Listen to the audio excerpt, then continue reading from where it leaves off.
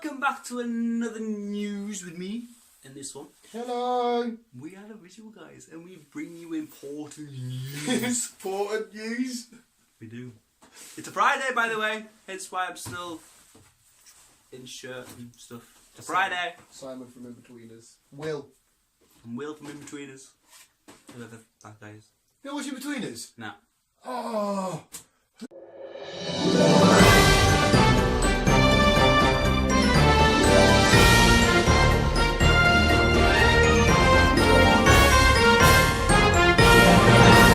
Right, so this week's rundown is I'm going to stand here and just sort of display my lovely sword, but Chris has forgot his notes. So Chris, shout down the rundown.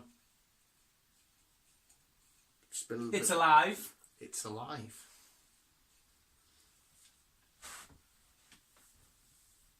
Toy bike. Toy bike.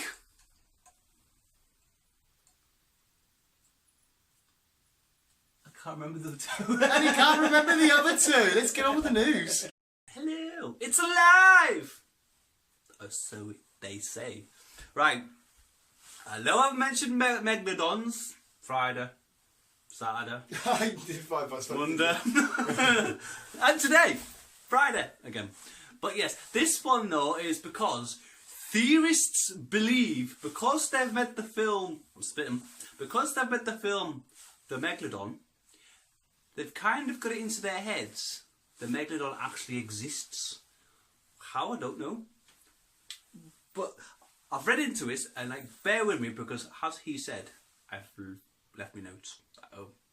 So, it's something to do with the Mariana Trench. That was formed 1.5 million years ago. And they're trying to say the Megalodon died out then. But it never. It died out 2.3 million years ago. So we're kind of short 800,000 years. Nevertheless. But they're trying to say that the Megalodon is alive. They've pinpointed it in the Mariana Trench. And the reason why it doesn't come to surface anymore is because it has evolved to stay down below. If you've seen the film, you could understand where we're coming from. Blanket of cold water, which Megalodons are warm-blooded, so they won't go through it. So it's like I said, it's evolved to stay down below. That's where it gets its food, its prey. It doesn't need to come to surface to breathe because it's a fish. Fish breathe with gills. Yeah. Is it? Isn't it? We don't know. It's theorists. Who likes theorists nowadays? Right, where do you get your clothes from? Fuck Dolce & Gabbana and fuck YSL and shit. Chris has just informed me that KFC is starting a clothing line, but it's only in Australia at the minute, which is quite annoying, because I got quite intrigued by that. Last week he told me about the McDonald's card, only in America. Yeah, KFC clothing, sweet, only in Australia.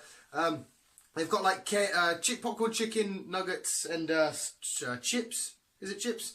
Jogging bottoms. They've got like badges and stuff. He says. But he says if you want to pay 3,000 Australian dollars, you can get a surfboard and some swimming trunks. Are they just popcorn chicken or are they chicken fillets?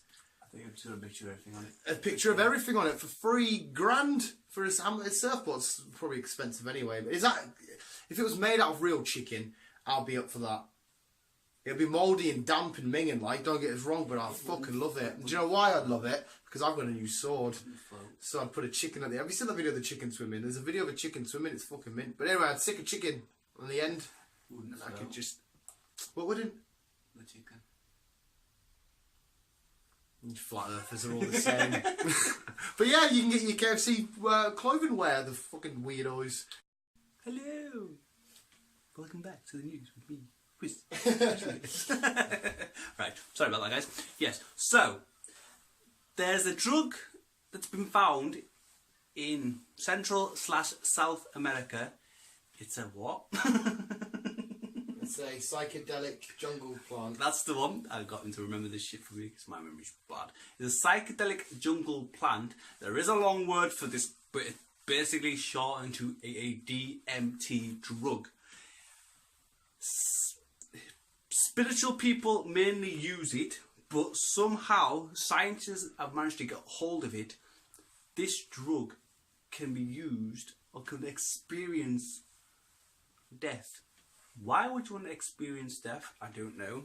But apparently this is experiencing death, well, I'm going to say it, researchers from London, I was the bloody British, researchers from London want to get to know this drug a bit more. They want to know what's life like after death.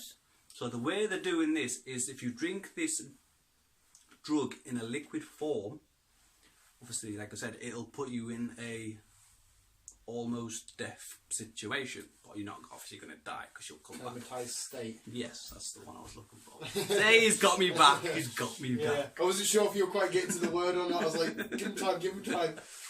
Yes, that one. So yeah, more research is still to be done because I've only just came across it. But I don't know. I don't know if I'd want a near-death experience of a drug that's mainly used for spiritual people. You might kind of like go too far and like, I don't know. Yeah. Touch forces you don't want to quite touch. Yeah. That's a bit of a dodgy one. Don't play with drug people. Right, there was a bloke, a groomsman, getting ready for his wedding. He was on his stag do, and he was just at the pub. Just at the pub, and one of his pals had given him a toy bike. Why did they give him a toy bike? It's a weird gift. I mean, I've got a sword. Again, I'm going to bring that up every time now. But they give him a bike. So they were at the pub, at the bar, doing what they do. Get off my sword! What happened? So, lost my train of thought. So they give him a bike. Everyone was leaving. He thought, right, I'm not that far from home. I don't need to drive or anything like that. I could just... it's not too sharp. That hurts. I'm not too far from home. I could just get on the bike and get home. But Chris has informed me he was 37 units of alcohol consumed, and in Britain you can only be 35 to drive anything. He also informed me on that. I didn't realise you couldn't drink and be on a bike. I knew it would be dangerous, but not thingy. But yeah, the police followed him all the way home. Gets near to his home and they stop him and give him a 500 quid fine for being 2 units over and driving drunk on a bicycle that his mate gave him on a stag do, which is a weird thingy, and I want a more backstory and context to why it was a bike given to him. So this story begins more story. That's my lovely sword. So 500 quid fine for driving on a bike. As Chris steps into shops, because I've pressed I was holding my sword, and you've got one just long hair. I can cut that. Please don't. I can cut that. I can cut that. It's not sharp enough. Just like one little long hair. I'll shave my head later. Because you are the popo. That's the secret you don't need to know about. Actually, you already know. It's coming out next week. Where the fuck are we? Sports and weather. Right now, we've got a new recruit coming to join the weather team. His name's Little Jimmy. He's out there in the snow. Little Jimmy, he's going to do the weather for us. I know this guy. He's a beast, man. You'll love him. And we've got sports, but the dogs have now left our weather segments and headed over to sports. Okay. Let's go catch up with Little Jimmy, and we'll call the dog Toby. Sports, yeah, whatever. Fuck you.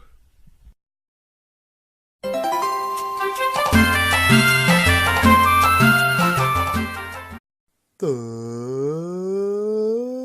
weather.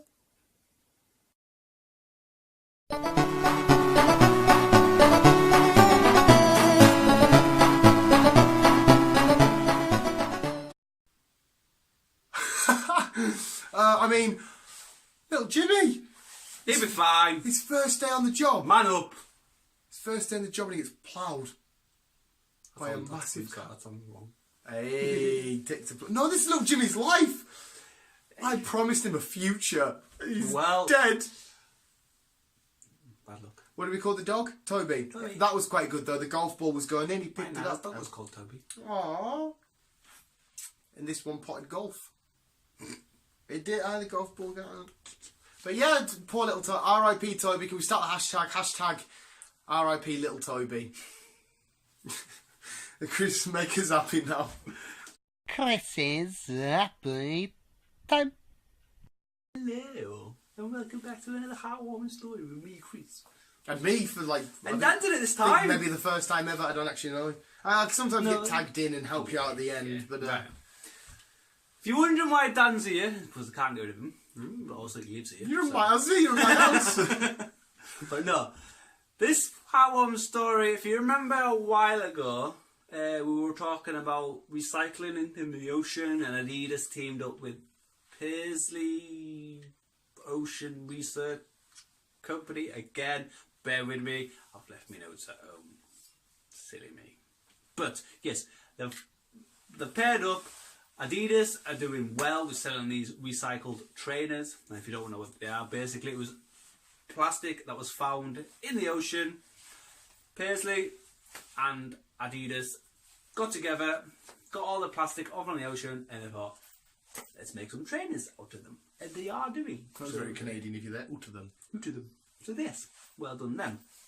And the reason why I brought Dan into it is because Dan was having a discussion of why don't we do something to help. So I thought, why not?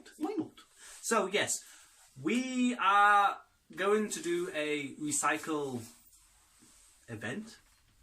If that makes sense. I don't know if it does, but hey. But yeah, we're going to go out and go find some at a local beach. Just basically go and pick up as much recycling plastic as we can. If you want to be involved, you can indeed. We haven't got dates yet on when, where, how, who, where, and why. That's the one.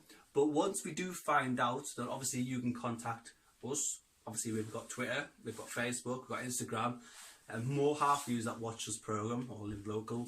I've got our personal accounts as well.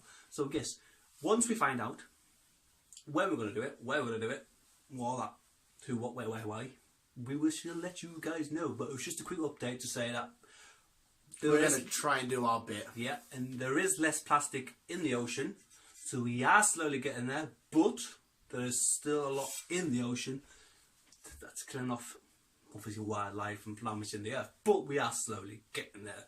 And for everyone who has contributed to helping out, well done to you guys.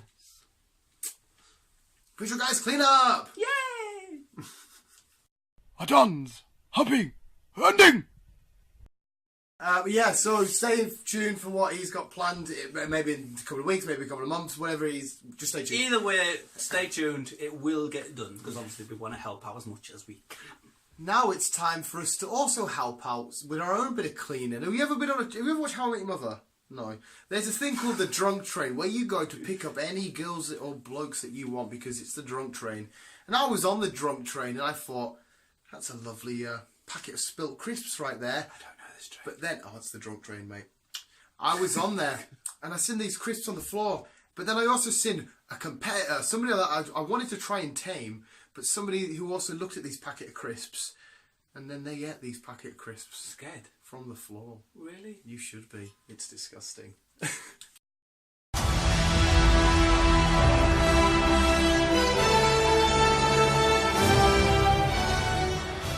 The end of the story is we both got our salt and vinegar flavoured Crispies, and then we may or may not have had intercourse. By that I mean... And got AIDS in the process. Hey! Floor crisps. This 10-second rule's bullshit, man. I'll buy yeah, a but cone. you don't know if it's a 10-second rule, a 10-minute rule, a 10-hour rule. That's what I was about to say. If I bike home and I've seen like a candy bar on the way to work and it's still on the way, but I'll eat it. No. I wouldn't fucking really. No. But it's more than 10 seconds. It's at least an hour rule. If I drop something on the floor like a sweet, I pick it up. Fair enough. If someone else drops something on the floor, it's like, no. No, I love it when somebody's put something in their mouth and they drop it. And like, I'll just, half-eaten chip. It's all mushed. I'll just eat that shit up. Yeah. I love tasting other people's germs in my gums. Rub them in. It's fucking beautiful. Anyway, that was this week's edition of the news. Stay tuned for when Chris is going to clean the oceans. And once again, I've got a fucking sword. Visuals, keep on. Keep it on. Fuck you.